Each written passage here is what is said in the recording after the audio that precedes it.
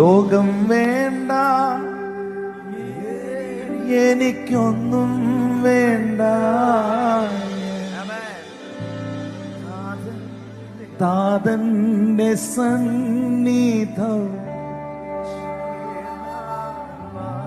ഇത് ആത്മീയ യുദ്ധത്തിൽ നിൽക്കുന്ന ഒരു ഭടന്റെ തീരുമാനമാണ്.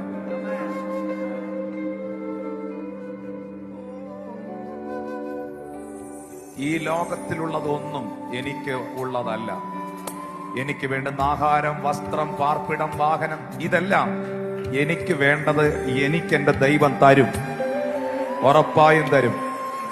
ഇതിനകത്ത് ആരെങ്കിലും സാമ്പത്തിക ഞെരുക്കം അനുഭവിക്കുന്നെങ്കിൽ നിന്റെ ഞെരുക്കത്തെ യേശു എടുത്ത് കളയും. നിങ്ങളുടെ മുൻപിൽ എന്ത് വെല്ലുവിളികൾ നിങ്ങൾ അനുഭവിക്കുന്നുണ്ടെങ്കിലും, എന്ത് പ്രതിസന്ധികളിലൂടെ നിങ്ങൾ കടന്നു പോകുന്നുണ്ടെങ്കിലും, അതിന്റെ എല്ലാം മുകളിൽ സ്വർഗത്തിൽ കൊണ്ടുപോയിട്ടല്ല, ഈ ഭൂമിയിൽ തന്നെ കർത്താവ് നിങ്ങൾക്ക് ജയം തരും, ജയം തരും. എന്റെ നാമനിമിത്തം അപ്പനെയോ അമ്മയോ വീടോ നിലമോ പ്രിയപ്പെട്ടതോ നിങ്ങൾ ഉപേക്ഷിച്ചിട്ടുണ്ടെങ്കിൽ ഈ ലോകത്തും വരാനുള്ള ലോകത്തും ഞാൻ നിങ്ങൾക്ക് 100 മടങ്ങായി തന്നിരിക്കും. ഞാൻ ഉറപ്പിച്ചു പറയുന്നു, ദൈവം മാനിച്ചിരിക്കും, ദൈവം ദീർഘായുസ് തന്നിരിക്കും, അനുഗ്രഹിച്ചിരിക്കും. പക്ഷേ ഒരു കാര്യം മറന്നു പോകരുത്, അത് സംഭവിക്കണം. പേർ വിളിക്കും നേരം കാണും, പേർ വിളിക്കും നേരം കാണും,